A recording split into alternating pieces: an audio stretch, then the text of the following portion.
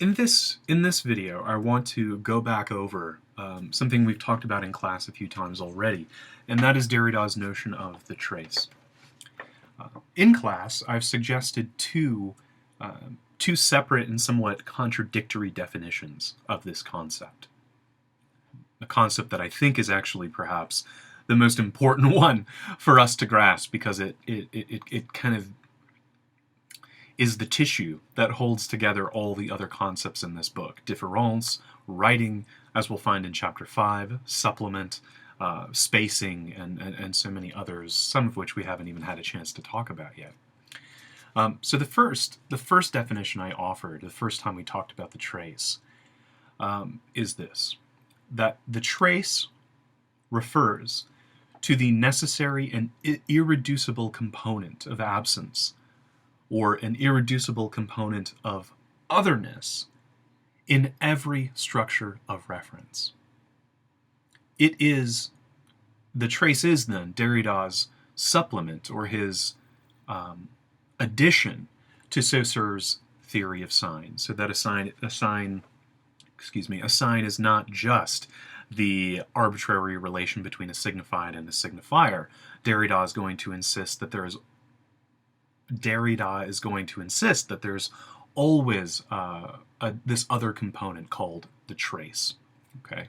And that this trace is a kind of component of uncertainty, right? That's woven into the very texture of every sign, okay? And by sign, or by structure of reference, what I mean is simply any word, any bodily gesture like this, a stop sign, a swastika even, a totem, a relic, or any marker of identity, whether I'm talking about my sexuality, my race, my class, my ethnicity, my nationality, my gender, my family name, what have you. Okay. So that's the first thing. The second thing, though, and this is the second time we talked about the trace in class, the concept refers to the only structure of reference that exists.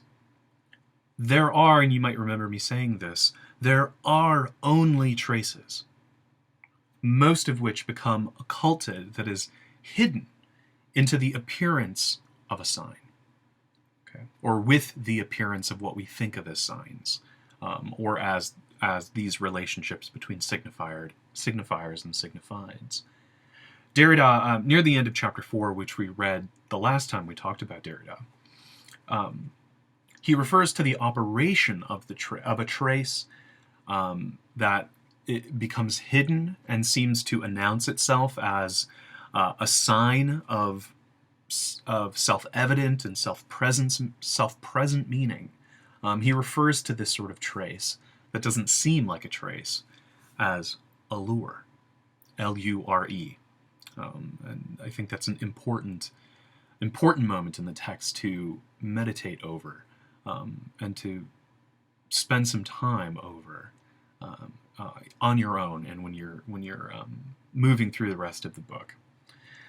In this sense, then, the trace is not just simply a supplement to Saussure's theory of signs, right? Like another ingredient that Derrida adds to that recipe, but rather it is the complete displacement of that recipe. It's not just a supplement, it's a substitute for the sign, right?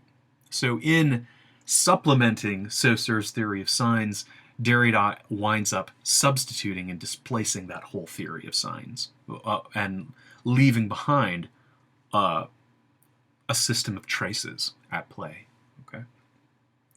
Now, I don't want to resolve this contradiction just yet, because it will actually become very relevant to us in Chapter 5, when Derrida turns for the first time with some attention to Jean-Jacques Rousseau, the subject of Part 2 of the Grammatology. But what I do want to flesh out a bit, and even what I do want to flesh out, maybe not in this video, but later on, no, I think I will get to it in this video, is just some of the component parts of this concept, right? So I've given two definitions, but it's different. There's a big difference between giving definitions of a concept and actually attempting with some analytical acumen to break down as if it were a car engine, right? To break down the actual component parts of what goes into this concept, trace, okay? And one of those component parts that actually itself displaces the concept trace and becomes its own concept is différance at one point, okay? Sorry I keep whistling. I don't know. It's my teeth. I'm a bad speaker. Who knows? Anyway, okay, so, but before we turn to the text, before I model for you one way to read Derrida that is a bit different than what we've done in class, which is just sort of like torturing ourselves, poring over very difficult passages. Before I model that for you, I want to go back to a rather simple question, or pose a simple, not go back to, but just pose a simple question. And that is, why trace?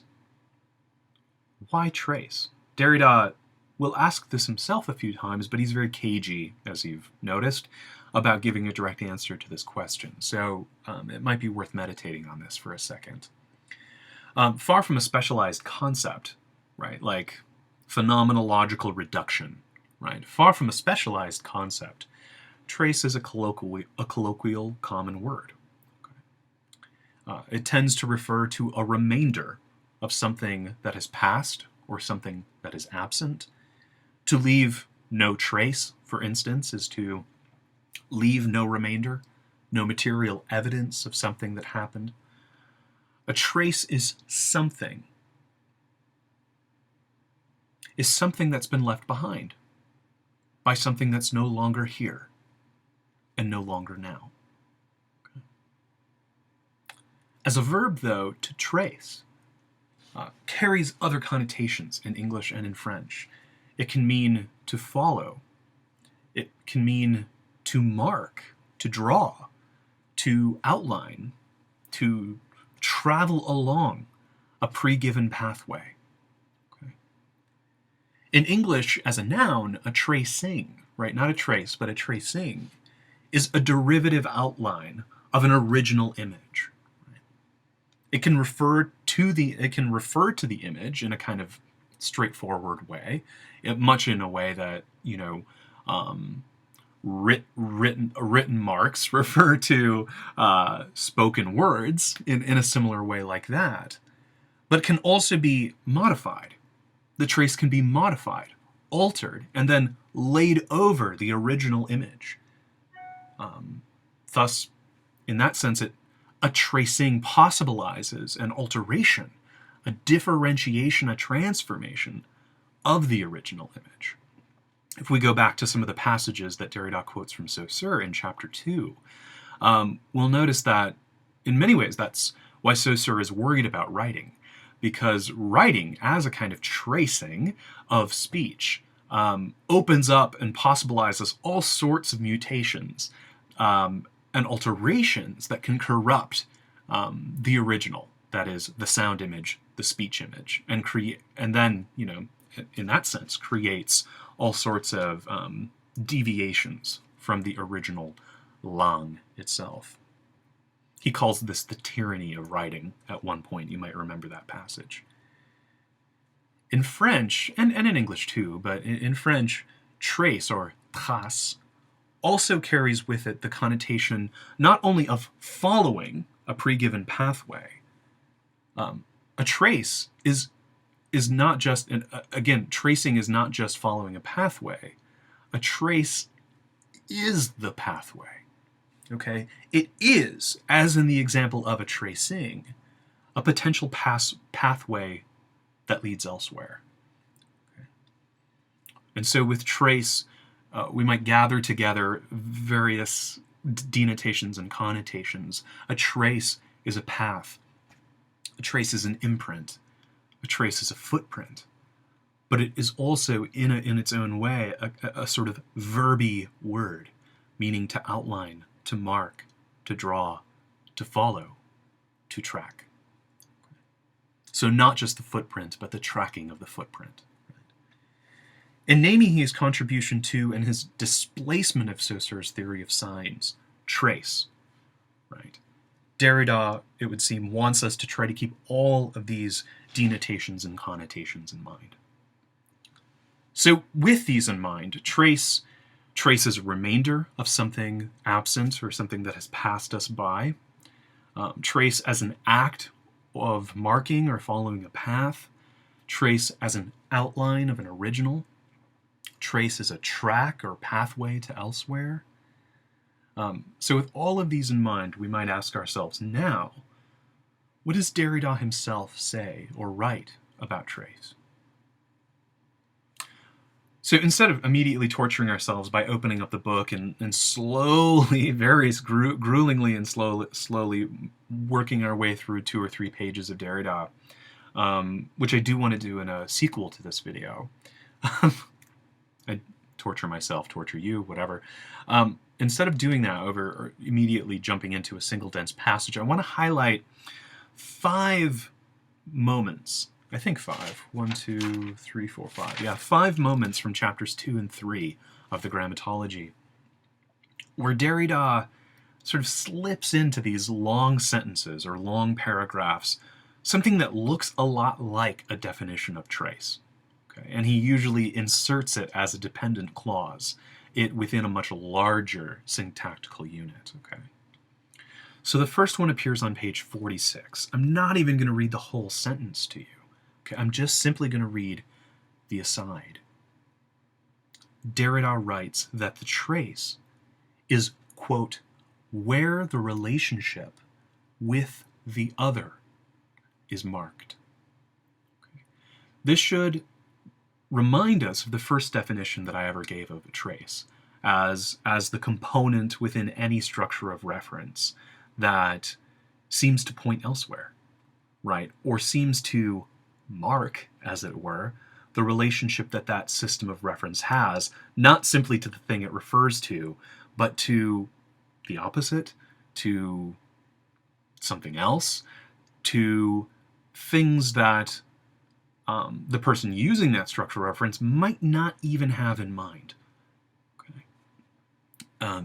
So it's the traces, the relationship is where, in that sense, Derrida is giving it a spatial connotation here, where the relationship with the other is marked. So what can we draw from this? What can we draw from this? I'm going to wait to say more about that, and I just want to walk us through a few more definitions. So that's on page 46. Page 62, so jumping quite a ways forward, and I quote him again. This sentence is in italics. The pure trace, and pure is in parentheses, the pure trace is différance. So here we see Derrida equating, in many ways, 2 of his very important concepts. Okay, so instead of asking ourselves, although we should ask ourselves also, how might we differentiate these concepts? We should always keep in mind that Derrida doesn't just mark a resonance between them, but at certain moments actually marks an equivalence between them. Okay, so that's something we should always keep in mind. Going backwards a page 61, Derrida defines a trace, quote, as a non-origin which becomes the origin of the origin. What? Okay, so that one we'll have to come back to at some point. Okay, jumping 14 pages ahead, page 75. So this is the second page of chapter 3, part 1, chapter 3 of the Grammatology. There's a sentence that begins, the trace is nothing. ... Okay, I mean, the sentence goes on from there and does kind of clarify what Derrida means by that. But it's important, I think, just to bracket off that bit. And he even italicizes is nothing. The trace is nothing. Jumping even further 9 pages ahead, page 84. The unity, the trace is the unity of a double movement. The trace is the unity of a double movement of retention and protension. So remember, in the first passage from page 46, the trace is where the relationship with the other is marked. Derrida gives the trace a spatial connotation. Right? Here, he gives it a temporal connotation. Right? That every attempt to make some kind of meaning or reference present, here and now, will always contain within it these tracks or these pathways or these references, not just to elsewhere, spatially, but to else when, okay? Because, remember, go back to the example of something that remains, something that has passed us by, or something that has already happened, and a trace is sort of a remainder of that. There, we see in a very material way that there remains in every present a relationship to some sort of past, okay? Some sort of past. So that's retention, okay? That there are these pathways or tracks of various pasts that I may or may not be aware of, that I may or may not have even lived, okay? But there's also these tracks and traces of the future. That's what Derrida means by protension, okay? And so those tracks or traces then are moments that open up the possibility of variation, that no matter how much we try to guarantee or secure the meaning or the stability of a particular structure of reference, whether it be my family name, whether it be my identity, whether it be the meaning of the word, protension, whether it be the concept difference, or whether it be an icon like the swastika, for instance, right? There are always these tracks or traces in that structure of reference that mean that not only make it different from other things, other structures of reference, but also makes it both possible for it to operate as a sign, but also impossible for it to operate in any kind of standard, straightforward, stable, centralized way. That it will always be vulnerable to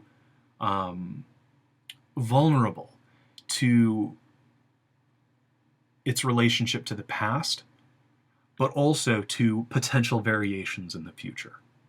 Okay, that structure of reference is never simply here and now, but always has its roots branching out to other spaces, other signs, other traces, and other times. Okay. Now that was really just my attempt to explain that last one, okay? But let me talk a little bit about what I've done here. So I've sort of cut out and bracketed and pulled out 5 very brief, what we might call definitions of Derrida's concept of trace here. Okay. Now this is, in its own way, a reading practice that attempts to find a track or a pathway or a trace through what is a very difficult text, right? And so this is a reading practice that is, in some sense, inspired by Derrida, right? Highlighting, emphasizing, pulling out, and weaving together passages that are actually several pages pushed apart, that are in no systematic relationship to each other, but where one finds a particular pattern or resonance, right? And that is these little that is that all of these are kind of little asides or very brief definitional statements of what is a very complicated concept. And I've done it in order to show that there are several sides or several components to this concept, and I've named 2 of them so far, that the trace contains within it, right, both a spatial and a temporal component. Okay? Spatial and temporal component. So that's 2 that we get from the first and the last one. And we also get a little bit from the third one about the origin, but I'll come back to that. So we see that there's something spatial, there's something temporal, meaning relating to time, in the trace. There is also a component of relationality or otherness, what we might call alterity, or what Derrida will call difference in the trace. Hold on a second. Okay. Relationship to otherness within the trace. Okay. So spatiality, temporality, alterity, or otherness. Okay. This is where we might understand the second quote. The pure trace is difference. Why the pure trace? Because really, up to now, all the examples I've been giving are example of traces. Traces, plural, right? But when we speak of the trace, what are we talking about, right? For instance, if I'm thinking about pencils, right? I can talk about pencils and show you pencils and give examples, right? But what if I say the pencil? What on earth do I mean, right? And there are no pencils around. I'm just talking about the pencil. One might think that what I'm talking about is some sort of like ideal form of a pencil, right? Some abstract form, pencil, right? The pencil. Okay. Likewise, the trace, the pure trace, what Derrida seems to be referring to is not simply examples of traces, right? But actually the abstract structure of trace itself, or the abstract operation of traces themselves. So not, as it were, an analysis of a particular word, like I did in the very first video, where I showed you what the traces within this word what they were, right? But actually just the trace itself, the trace structure, the operation of how traces work and play together, right? Derrida describes that very operation with the word difference. Okay? That what do traces do? Because they point to other times, because they point to other spaces, because they point to other reference, no matter how much I try to secure its relationship in a one-to-one correspondence with a particular referent, that its relationship with otherness, or things that are not it, right, mean that the very way traces operate is by marking a space of difference. Whatever this structure of reference is different from those other things, right? But because that pointing outward to other things is actually an integral component of the structure of reference itself, it actually keeps the structure of reference from ever coalescing into a present meaning, right?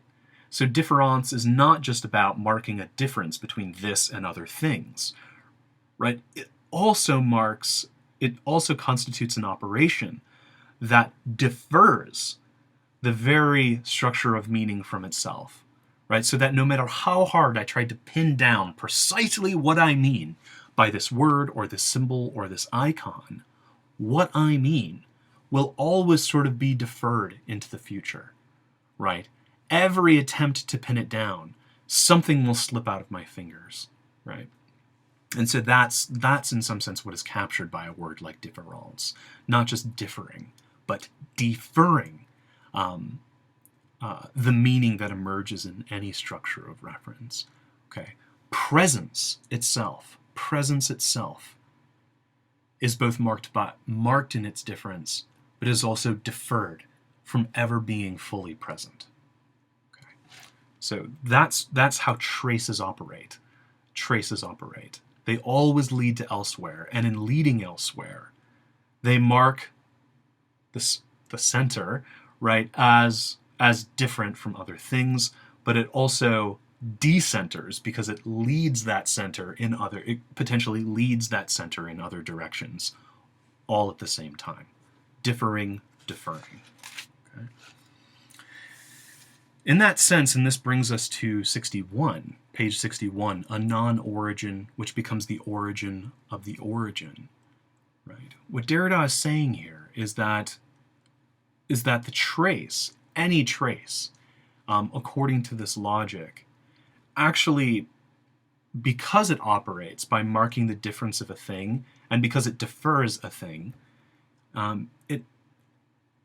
it actually operates as a non-originary origin, right? It's not derivative of some primary present meaning, right? It's not, remember, just an additive that Derrida brings to a coherent, theory of signs between a signifier and a signified, right? Derrida is arguing that the trace, right, différence, is actually what makes possible any structure of reference.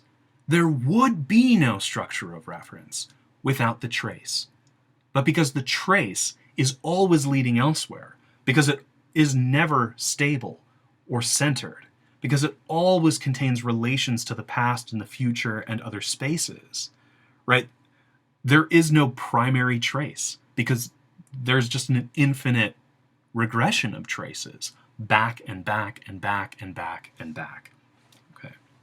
So one way to think of this, for instance, is to think again about crime dramas on television, right? That that any origin of an answer to the question who done it, who committed this murder, who did this crime, that the origin of the answer to that question is really found only in traces, right? There are only the boot prints and the DNA samples and the murder weapons and the motivations and all these sorts of things. And all of these are only traces. There is no fully present structure of reference that can guarantee and secure the full truth or the full present meaning of what happened and why it happened and how it happened and what led to why it happened, right? There is no origin for it. That even if I say, okay, who done it? I can trace this back to a particular event or a particular fight between the person who was murdered and the person doing the murder, right? So the murderer and the murderee. But even if I go back to that moment itself is not a simple origin, but a complicit origin that itself is nothing but a trace made up of other traces. Well, what brought those two people together to have that fight in the first place? Were there bad feelings that preceded that fight? Did they know each other before that fight? What led both of them to be there in the first place? And then what led them to be, and so on and so forth. So there are always these cracks and fissures and traces that go back and back and back and back. And so traces, in other words, is in some sense the only source of origin. But because of the very operation and structure of how traces work, they can't be original or originary in the classical sense of what we mean by that word, as in a simple cause that brought about these effects. Because every cause, for Derrida, is itself nothing but a set of traces, more traces that lead elsewhere and elsewhens. Okay, I hope that makes some sort of sense. And so in that sense, this is in some sense what Derrida means when he says on page 75, and this is the last thing I'll say in this video, when he says that the trace is nothing. Okay? The trace is nothing. Meaning traces weigh nothing.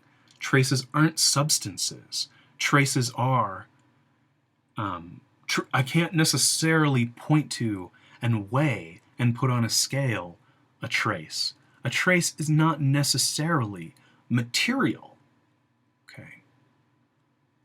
Material. Because every time I come down and try to bracket out and point to it and say, oh, here's a trace.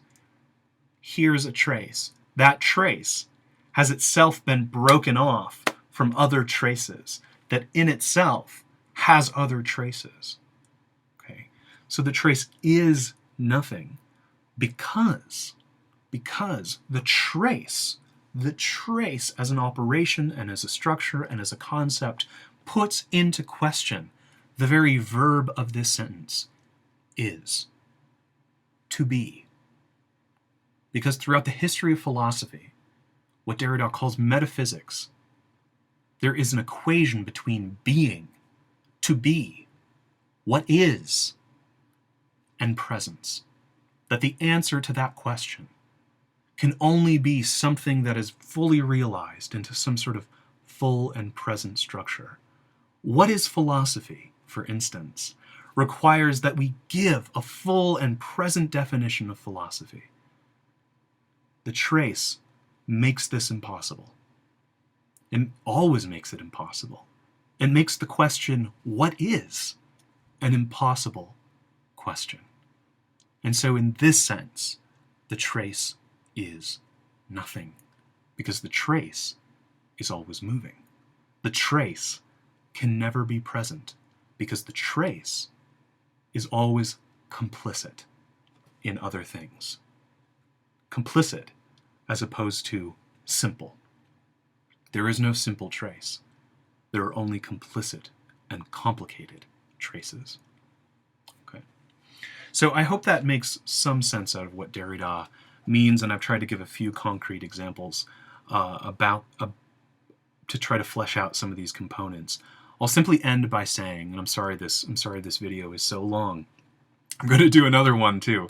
I'll end simply by saying that the reading practice that I've modeled for you here, okay, the reading practice I've modeled for you here is one that, is hard won, right? Where, in some sense, I had to fight my way through a lot of pages that are befuddling to me, right?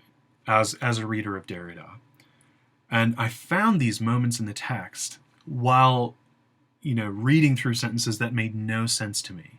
But I was able to see them, mark them, pull them out, and I'm able to meditate on them. I'm able to create a track in the text that I can follow. I'm able to trace the trace, as it were, through Derrida's text. And no matter how hard a book is, we as trained readers are fully capable of doing this. Okay. First thing. Second thing, this is also modeling for you is the difference between defining a word. What do I mean by this? Defining a word and analyzing a concept.